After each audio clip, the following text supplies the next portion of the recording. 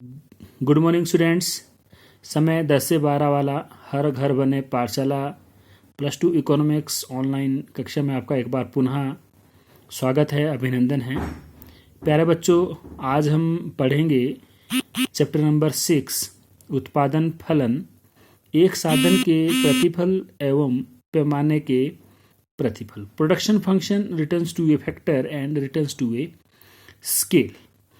जैसा कि आप सभी जानते हैं कि किसी भी वस्तु का उत्पादन करने के लिए हमें उत्पादन के जो साधन होते हैं उनकी ज़रूरत होती है, जो कि हमारे पास 4 टाइप के होते हैं, 4 प्रकार के हैं: श्रम, भूमि, पूंजी और उद्यमी। अर्थात इन्हें हम क्या कहते हैं, इनपुट्स कहा जाता है। ये सभी क्या होते हैं, इनपुट्स होती है। भूमि, श्रम, पूंजी और उद्यमी, इन किसी वस्तु का प्रोडक्शन करने के लिए इन 4 साधनों की आवश्यकता हमारे पास रहती है और इन्हें हम क्या कहते हैं, इनपुट्स, आगतें कहते हैं। ये सारी आगतें होती हैं जो कोई भी प्रोडक्शन करने में क्या करती है, के लिए जरूरी होती है। ठीक है, तो प्रोडक्शन जो होती है, production is the transformation of input into output, या इनपुट से आउटपुट में कन्वर्ट करना है, प्रोडक्शन कहलाएगा। तो नाउ सबसे पहले आज हम प्रोडक्शन फलन जो हमारे पास दिया है आपके पास कि व्हाट इज प्रोडक्शन फंक्शन, उत्पादन फलन होता क्या है। तो उत्पादन फलन जो भौतिक साधन और भौतिक उत्पादन के बीच पाया जाने वाला फलनात्मक एक संबंध है, एक रिलेशन बताता है। टेक्निकली ये रिलेशन बताता है कि हमने जो लेबर और कैपिटल जो यूज की उससे हमारे पास कितना प्रोडक्शन होगा।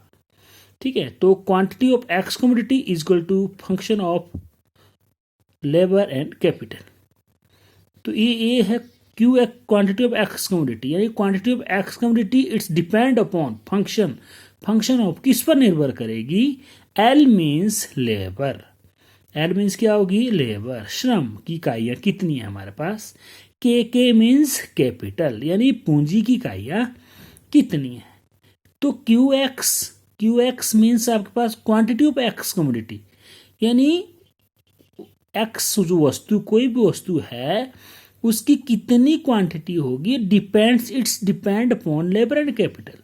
कितनी आपने लेबर यूज की, कितनी उसमें मशीनरी लगाई या मशीन वगैरह पे आपने काम किया, मशीनरी का प्रयोग किया, वो एक रिलेशन बताता है। तो इसी को हम क्या कहते हैं, उत्पादन फलन कहते हैं। वाटसन के शब्दों में हम क्या कहेंगे कि एक फर्म के भौतिक उत्पादन और उत्पादन के भौतिक साधनों के संबंध को उत्पादन फलन कहा जाता है। Watson, according to Watson, production function is the relation between a firm's production output and the material factors of production inputs, यानी एक फर्म के भौतिक उत्पादन और उत्पादन के भौतिक साधनों के संबंध को हम उत्पादन फलन कहते हैं।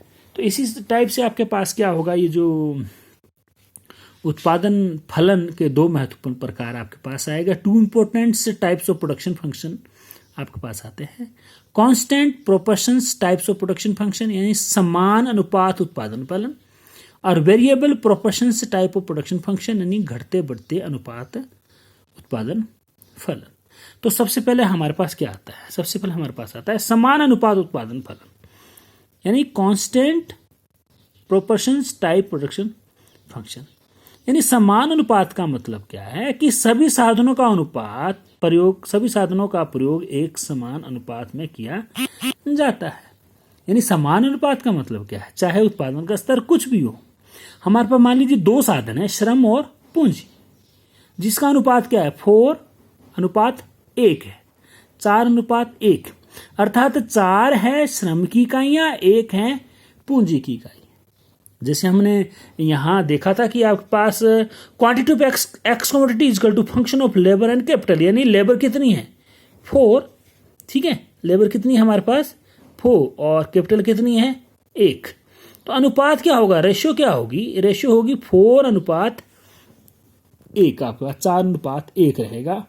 ठीक है, तो आपके पास क्या है, तब भी ये जो अनुपात जो है विभिन्न स्तरों पर जो ये अनुपात कैसा रहेगा, कांस्टेंट रहेगा, और सभी साधनों में समान अनुपात में परिवर्तन किया जाएगा। मान लीजिए तब यह मान लिया जाता है कि उत्पादन के पैमाने में परिवर्तन हुआ है। अब उत्पादन का पैमाना होता क्या है, स्केल ऑफ प्रोडक्शन होता क्या है, ठीक है। तो उत्पादन के पैमाने से अभिप्राय फर्म की उत्पादन क्षमता से है, फर्म की उत्पादन क्षमता से, यानी बड़े पैमाने के उत्पादन से अभिप्राय अधिक उत्पादन क्षमता, और छोटे पैमाने के उत्पादन से अभिप्राय कम उत्पादन क्षमता मान लिया जाता है, ठीक है। तो जितने भी अर्थशास्त्री हुए हैं समय अवधि को उन्होंने प्राय दो भागों में बांटा है, एक होगा शॉर्ट पीरियड, एक होगा लॉन्ग पीरियड, ठीक है। तो शॉर्ट पीरियड क्या होगा, जो अल्पकाल होता है, समय की वह अवधि होती है जिसमें उत्पादन के कुछ साधन में की मात्रा में परिवर्तन किया जा सकता है, परंतु कुछ साधन मात्रा घटाई बढ़ाई नहीं जा सकती अथवा स्थिर रहती है। यानी अल्पकाल में हम क्या कर सकते हैं कि कुछ जो फैक्टर्स होते हैं, कुछ साधन होते हैं, उसमें हम चेंज कर सकते हैं।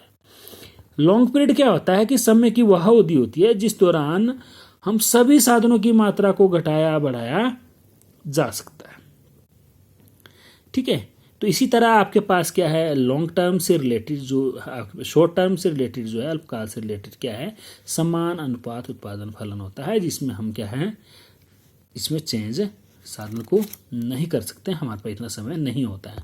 सेकंड टाइप्स के आपके पास variable proportions type production function, घटते बढ़ते अनुपात का उत्पादन फलन, यानी घटते बढ़ते अनुपात का उत्पादन फलन क्या है, विभिन्न साधनों के अनुसार जो है अनुपात में परिवर्तन होने की प्रवृत्ति पाई जाती है। उदाहरण के लिए श्रम और पूंजी दो साधन है जिसका अनुपात क्या रहेगा, 4:1, यानी श्रम की 4 इकाइयाँ और पूंजी की 1 इकाई, ठीक है। तो इसी तरह से आपके पास क्या है कि अगर उत्पादन जो है में परिवर्तन किया जाता है तो श्रम की 5 इकाइयों के साथ पूंजी की इकाई का प्रयोग करके उत्पादन में वृद्धि का प्रयास किया जा सकता है। हम श्रम की लेबर हम बढ़ा सकते हैं, तो हमने अगर एक लेबर बढ़ा दी तो हमारे पास अनुपात क्या हो जाएगा, 5:1, एक मशीनरी पर एक मजदूर बढ़ा दिया तो 5:1।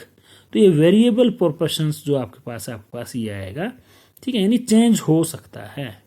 तो इस संदर्भ में दो बातें ध्यान देने वाली होती है जब भी हम इस तरह का अगर हम प्रोपोर्शन तैयार कर रहे हैं, कि वह साधन जिसकी मात्रा में परिवर्तन किया जा सकता है उसे घटता बढ़ता साधन कहा जा सकता है, और वह साधन जिसकी मात्रा में परिवर्तन नहीं किया जा सकता उसे हम क्या कहेंगे, स्थिर साधन कहेंगे।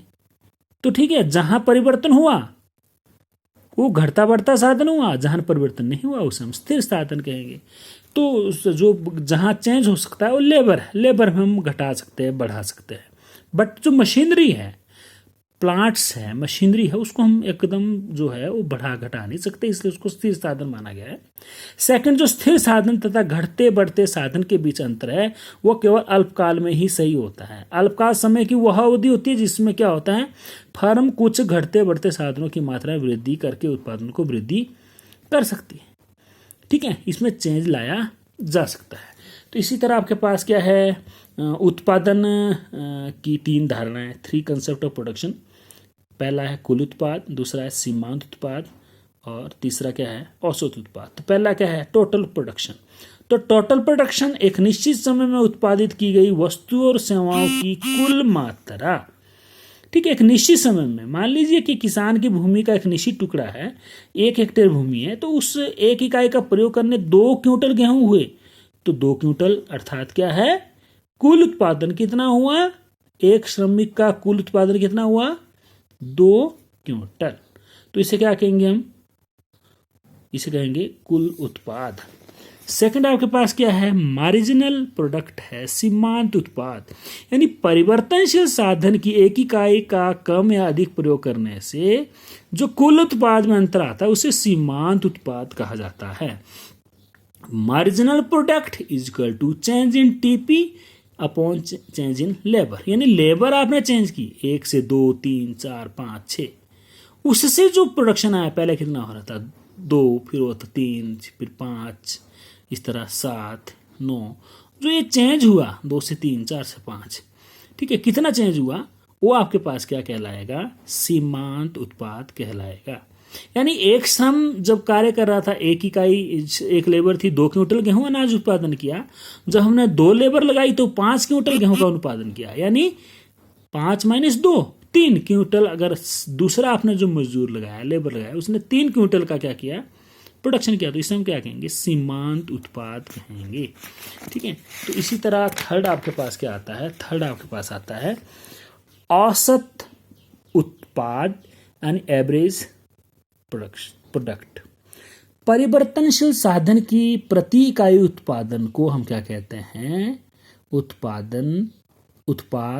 औसत उत्पाद कहा जाता है। सीधी सी बात है कि एक, अगर हमने क्या हुआ कि 4 लोगों का, 4 जो लेबर है, 4 लेबर है, एंड आपके पास टोटल जो उत्पाद हुआ वो कितना हुआ, टोटल प्रोडक्ट कितना हुआ, मान लीजिए 12।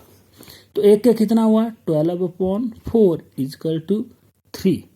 तो आपका 3 क्या कहलाएगा, एवरेज, यानी एक की औसत क्या कहलाएगी, परिवर्तनशील साधन की प्रति इकाई उत्पादन को हम क्या कहते हैं, औसत उत्पाद कहा जाता है। तो आपने सभी चीज़ें क्या अपनी नोटबुक पर आसानी से कर देनी है। आज के लिए ही इतना ही। थैंक्स।